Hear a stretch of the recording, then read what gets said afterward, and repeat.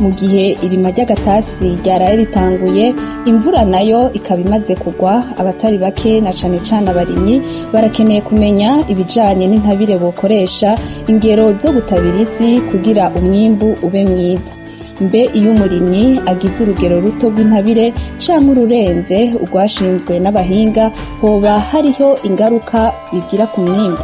Kuri ivyo bibazo abarimyi bibaza, twashimye kwegera umuhinga mu byo gufumbira isi akaba n'umwigisha muri za kaminuza Kaboneka Salvatore kugira atange impanuro zijanye n'ingene abarimyi bokora muri rino rima ry'agatasi, aho mbere aza kugira ico ashikirije ku bijanye n'ingero z'intabire. Imbere yaho umuhinga Salvatore Kaboneka atangura twibutsa akamaro ko gukoresha amase y'ikirundi n'ay'ikizungu mu gufumbira isi. Twibukanye ibintu twayaze mu minsi yahera, akarusho k'ifumbire ivanze, imborera, amase y'ikirundi hamwe n'amase y'ikizungu. Icambere no kwibutsa nuko twavuganye ko burya ukugena isi Imana yayiremye ifise umuvyeyi ava mu mase, imborera ico mu Gifaransa bita organique, ikongera ikagira umuvyeyi avuye mu rubuye ico mu Gifaransa bita mineral. Hama mu bisanzwe rero kwisi uko iremye niko tuba dukwiye no kuyifumbira. Umuhinga mwiza wo gufumbira isi no gukorera isi yaterezwa kuraba uko Imana yaremye ikintu. Ivyo bihimba bibiri vy'isi muri rusangi birafitaniye akamaro, birunguranya. Ndakubariye ivyerekeye iyo mborera, ayo mase y'ikirundi, nukuvuga arafasha cane isi guhumeka. Harya amase y'ikirundi yatuma isi igira imiheha, amazi agatembera akagaburira ibiterwa, imizi ikisanzura, umuyaga ugatembera, ibinyabuzima bigahumeka. Urumva irafise akamaro kanini cane, igafatira amazi cane cane muri ibi bihe dufise ingorane y'ibindagurika ry'ibihe. Hanyuma mu rundi ruhande bijya vyunyunyu biva mu rubuyebuye nago ibinyabuzima birayikoresha kugira ngo bihingura ayo mase, ico bita mineralisation. Urumva ni ibintu bifatanye cyane bitezwa kujana. Ari nuwo kubwira ati isi nziza mu bisanzwe si y'imborera gusa organique, oya isi nziza kandi si iri minerali mu ivyo vyunyunyu n'urubuye gusa. Isi nziza iravanze, nabivuze neza, ni kabira mbiri. Ico ni cambere. Icya kabiri nagomba gushikiriza nibutsa nuko bizwi neza igitigiri c'ivyunyunyu igiterwa gikeneye kugira cimbuke. Bimwe bikava mu mborera mu mase, ibindi bikava mu rubuyebuye. Ivyo vyunyunyu rero birazwi, ni 16 narabivuze, muga hariho 3 bidatera ikibazo, ariyo yitwa carbone iva mu muyaga, hydrogene na oxygene biva mu mazi. Hariho 13 biva mu mase no muri urwo rubuyebuye, 13 sinorinda kubivuga. Muga ico navuze nuko ukugire dufumbira isi muri ibihe iwacu mu minsi yahera twakoresha ivyunyunyu bitatu, ari byo azote, phosphore, potassium dukura muri DAP, KCl na ure. Mu minsi iheze rero harabonetse ihinguriro rishasha ariyo yitwa FOMI, yongeye ivyunyunyu bindi bibiri kuri ivyo bitatu, yongeye ico bita calcium na magnesium. Navuze yuko bishoboka nuko haba n'ibindi vyunyu.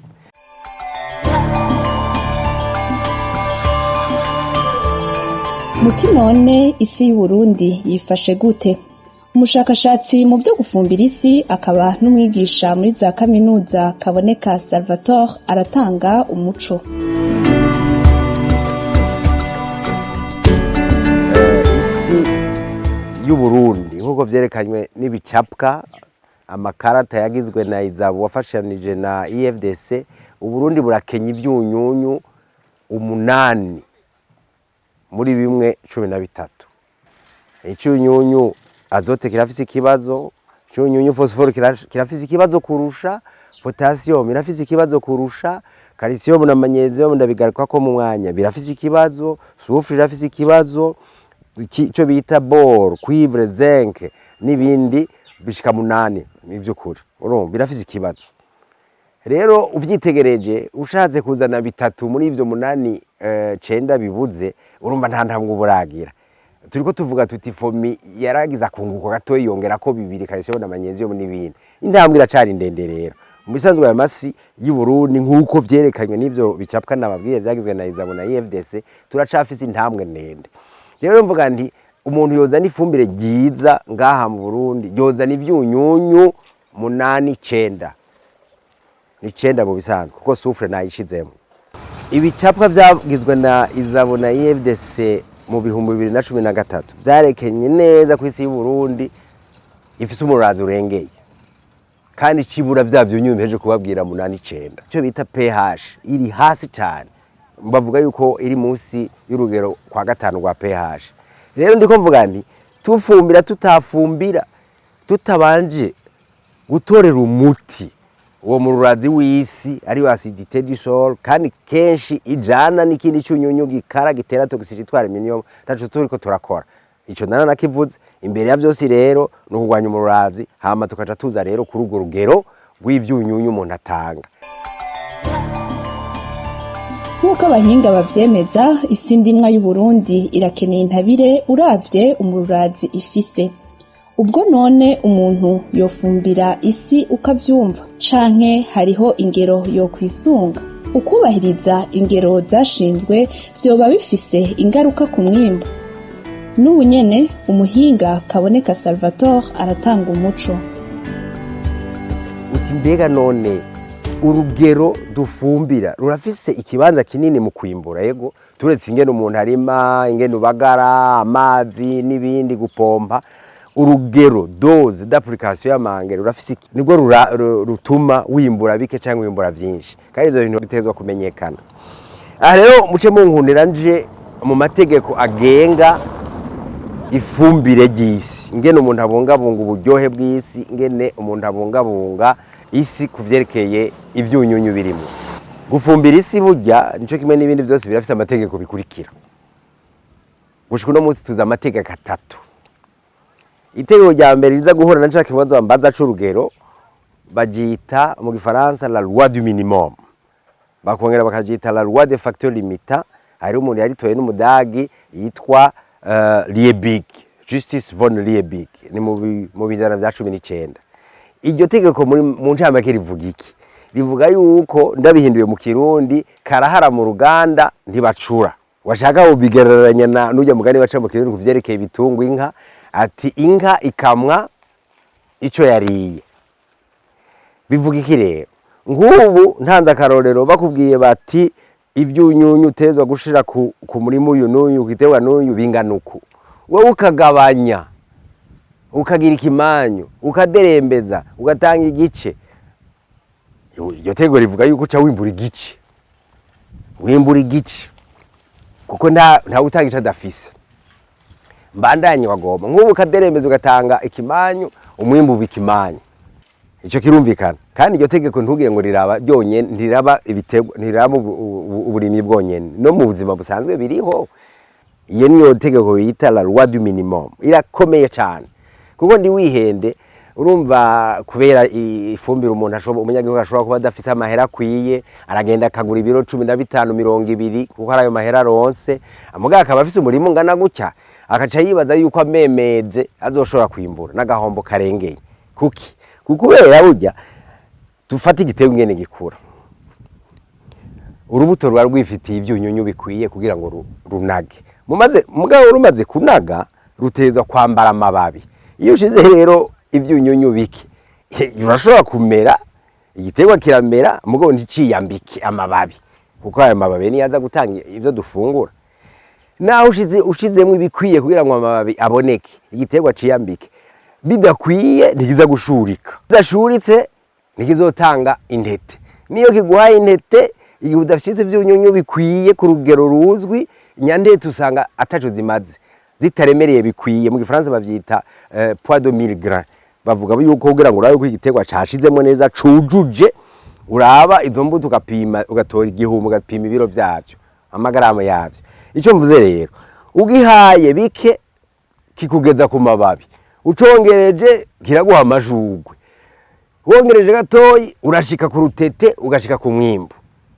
Umemeze rero nico nashatse kuvuga umemeze ntacuronga akama umuntu atera rero nta kamaro na gatoyi kubona ko umuntu agenda akagura ifumbire ibiro bingana gutya akibaza ngo arashobora kumemega mu murima nakurikize urugero ruzwi kuko ndazi ko ivyo biharuro bihari mu babijejwe abarimyi navyayiza barabitanze nta kamaro na gatoyi ko kumemega gihe urugero ruzwi rukwiye niyo nkwimbura kuntu bayita la loi du minimum irakomeye cyane itegeko rya kabiri ryitwa la loi de la restitution kuko vyose bitezwa kujana ifumbire yonyene ntirikora ugene ukoreye umurima byo bita pratique culturelle ni byinshi bifasha ku iyo fumbire ishobora gukora neza la loi de la restitution woyita mu kirundi nsubizaho nguye iryo tegeko rero je ndagyita nkuko navuze rya mbere rya la loi du minimum nagise rya Liebig je ndagyita ko ari itegeko ry'Imana nukuri washaka rigire ko ari 11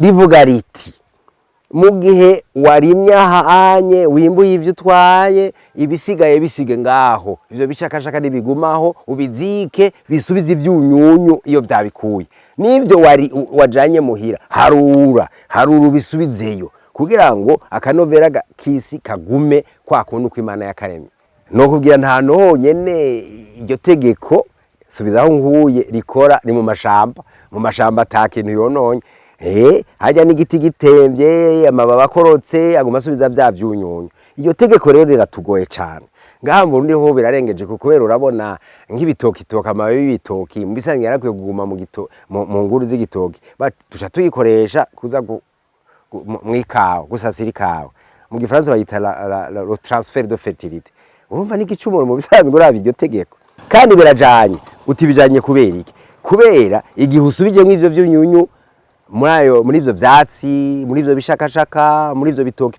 bisubijeyo bigutuma urondera ifumbire nkeya iza kongereza iyo akanovera kari muri iyo si iyo ni ya kabiri iya gatatu nayo yitwa la loi des accroissements ou excédents de rendement moins que proportionnel bayitirira umudagi yitwa Michel Rich rivuga yuko mu bisanzwe ntuba ukeneye kuronka umwimbu urengeye mwinshi bayita école maximaliste école productiviste ahubwo ukeneye kuronka umwimbu utuma isi yawe itononekara kandi wunguka harabaye igihe abantu bavuga bati urugero rwiza ngarutse kuri bya bine bya doze rwo gufumbira umuceri ni toni imwe y'ifumbire ari ikizungu canka y'ikirundi vanze ukaca wimbura amatone 12 uwo mwimbu si muto na gatoya mugabo mu kuronka wakoresheje itoni bivuga yuko haruye neza ikiro kimwe cy'iyo fumbire caguhaye ibiro 12 by'umuceri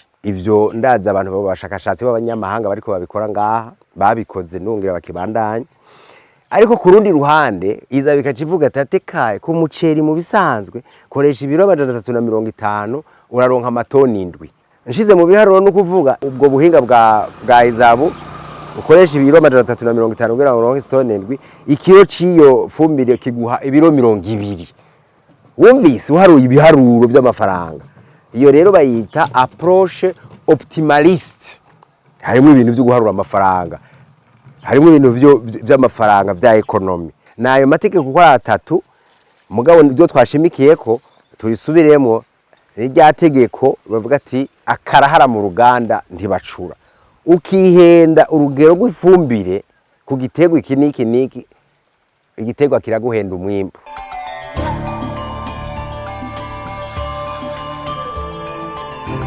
muti none hoba hari ibimenyetso vyerekana ko igitegwa cahawe intabire irenze canke nkeya umushakashatsi mu byo gufumbira isi Kaboneka Salvatore aratanga uturorero ku bimenyetso biboneka mu bisanzwe by'ukuri ubwo buryo bukoresha ifumbire nyinshi ushobora guterana ibintu vy'igitumbatumba salinite cyangwa ugasanga wononye isi mu bundi ruhande canke ibinyabuzima vyononekaye igihe wahaye ifumbire idakwiye igitegwa dufatiye ku gitegwa c'ikigori muramaze kubona ko haraho gihinduka amababi ibara ry'amababi hajya kidafise ivyunyunyu bikwiye kiriyonka ukazubona amababi ari hasi yeruye yabaye n'ugwatsi na jaune kubera ivyunyunyu biri muri ayo mababi biza gufasha hejuru aho igitegwa kiriko kirakura bayita chlorose mu gifaransa urabibona mu ikawa, uzuraba ikawa aho uzona amababi asa na jaune kubera ivyunyunyu biraho vyaduze hejuru mu mababi yo hejuru ariko ararondera kubera ngo came. Iyo ni azote. Phosphore nayo muzoza mubona ku kigori amababi asa n'agahama. Aho ni mu gihe watanze ivyunyunyu bidakwiye. Kuko watanze ivyunyunyu bikwiye igiterwa c'ibigori kiguma gisa n'urwatsi rutoto gushika giheze. Igihe rero utatanze icyunyunyu phosphore gikwiye uzona amababi yo hasi asa n'agahama. Ivyo murabaze kubibona ntiruva hira. Nuko bivuga yuko rero iryo tegeko ari itegeko ngendegwako kuvyerekeye kwimbura ibiterwa. Ni itegeko batezwe gukurikiza kuko ukamemega nkuko nabivuze ntaco wimbura, ukareremvya ntaco wimbura, nugukwiza iyo doze nugukwiza ugo rugero. Mugabo nanavuze yuko urugero rwonyene rudakwiye nugukorera umurima nkuko bitezwe gusanzwe. Mwumvise muri kino kiganiro ko muri kino gihe c'irima ry'agatasi ugukorera neza umurima, ukugwanya udukoko n'indwara, ubwoko bwiza bw'imbuto hamwe no kubahiriza urugero rwashinzwe rwo gufumbira isi biri mu bituma umuntu aronka umwimbu mwiza. Ugukoresha intabire idakwiye bituma umwimbu ugabanuka. Iyo intabire ibaye nyinshi naho vyonona isi. Reka tumushimire ku mwanya yaduhaye naho ubutaha.